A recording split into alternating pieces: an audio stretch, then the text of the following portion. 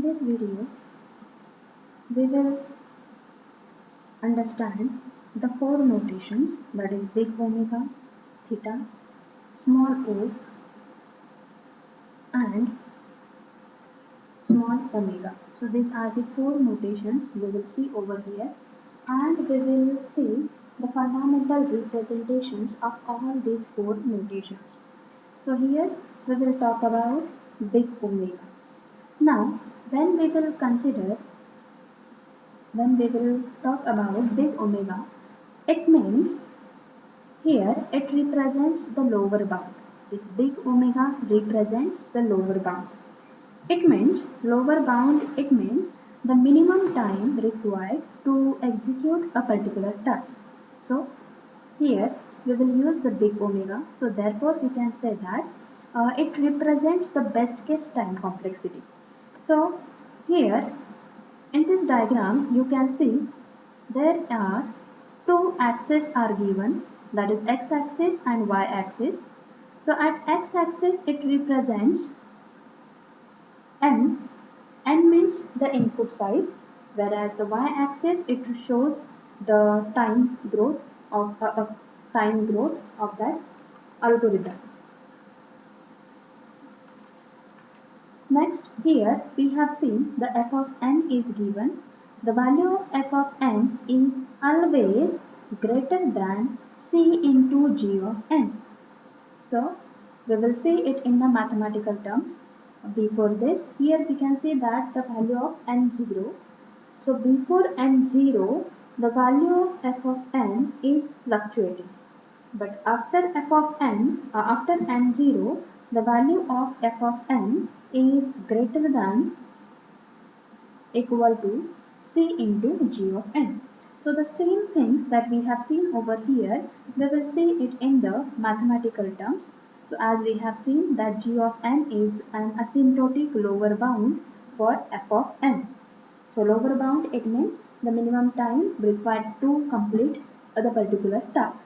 So here we will see the terms, that is f of n is greater than equal to c into g of n. So this is the condition that we have to satisfy for all n, where n is greater than equal to n0. Now the same things we can define over here. So we will see the definition of big omega. So the function f of n is equal to big omega of g of n if and only if there exist the positive constants c and n0. So there the value of c and n0, it should be greater than 0, such that f of n is greater than equal to c into g of n for all n where the value of n is greater than equal to n0. So the same thing that whatever we have seen in graphical representations in the graphical format, so same things we have written over here. So here we will see one of the example. With the help of one of the example, we will see the big omega. Now here our function is f of n is equal to 2n square plus n. Now the function have to satisfy the condition that f of n is greater than equal to c into g of n. Now within this function we put the value of f of n. So it will be 2n square plus n greater than equal to c into g of. So here we have to find out the term of order. So therefore we will find out that in our function there are two different terms are given. So two different terms are n square and n. So these are the two different terms. Now again I repeat that big omega, it represents the lower bound. Now when it will represent the lower bound, it means we can take the n square, we can take the n, we can take the log n,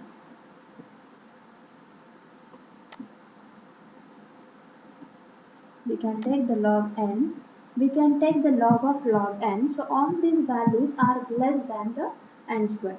But at the same time, when we have to take the lower bound, then in that case we have to take greatest lower bound. Okay, so therefore here instead of all these values we will take only n square. So here instead of this question mark we can write n square. So therefore 2n square plus n greater than equal to c into g of n square. Now we have to find out the value for c. So to calculate the value for c, initially we put the value of c as 2. So if we put the value of c as a 2, then it will be this 2n square, and this 2n square will be cancelled. Then what will be remaining? So n is greater than equal to 1. So this will be remain. So therefore this condition is true. So therefore we can say that this function f of n, it satisfies this this conditions. So therefore we can write this our f of n is equal to f of n is equal to big omega of g of n. So this f of n is equal to big omega of g of n. So now we will see about theta. Now theta is the one of the asymptotic notation where theta shows the average time complexity or average case time complexity, or it shows the exact time required for that algorithm. Now within this diagram you can see that here again we will have the x-axis and y-axis, but which shows the input size, and y-axis it shows the time growth of that particular algorithm. Now the value of f of n is less than, in this algorithm, in this graph, the value of f of n is less than c2 into g of n, whereas the value of f of n is greater than c1 into g of n.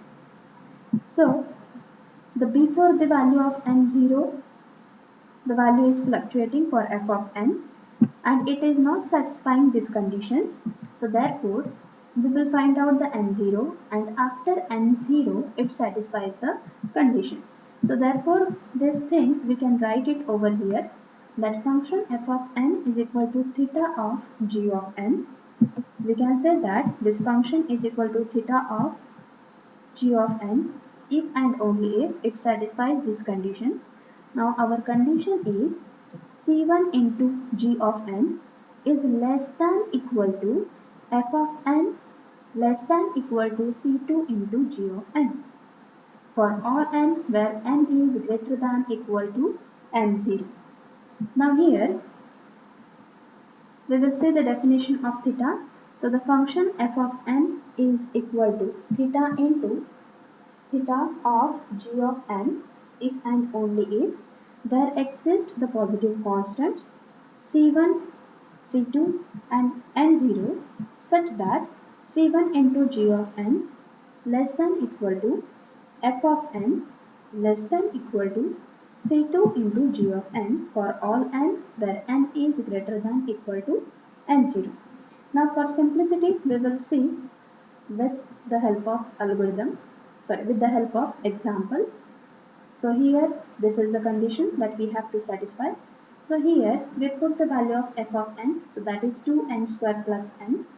So here c1 into g of n value is 2n square and c2 into g of n value is 3n square.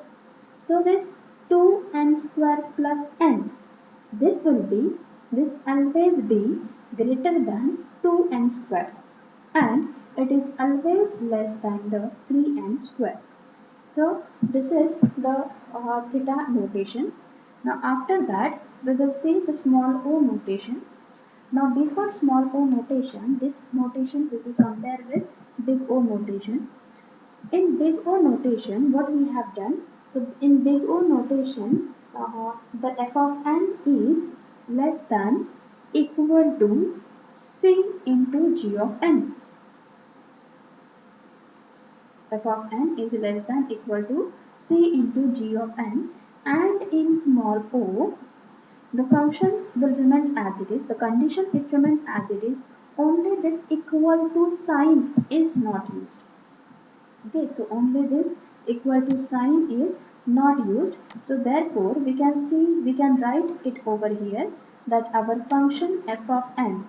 So our function f of n is less than c into g of n. So for for small o notation, our function f of n is less than c into g of n. Now this is small o. Now the small omega. Now for small omega notation is shown over here. Now this is small omega notation. Now in this we will see we have seen the big omega. In big omega our condition was that f of n is greater than equal to. So our f of n is greater than equal to c into g of n. So here in small omega our condition is f of n is greater than c into g of n. So here equal to sign is not used, which is used in big omega. So that is the little bit difference between the small omega and small o. So this is the difference between these two. Okay, thank you.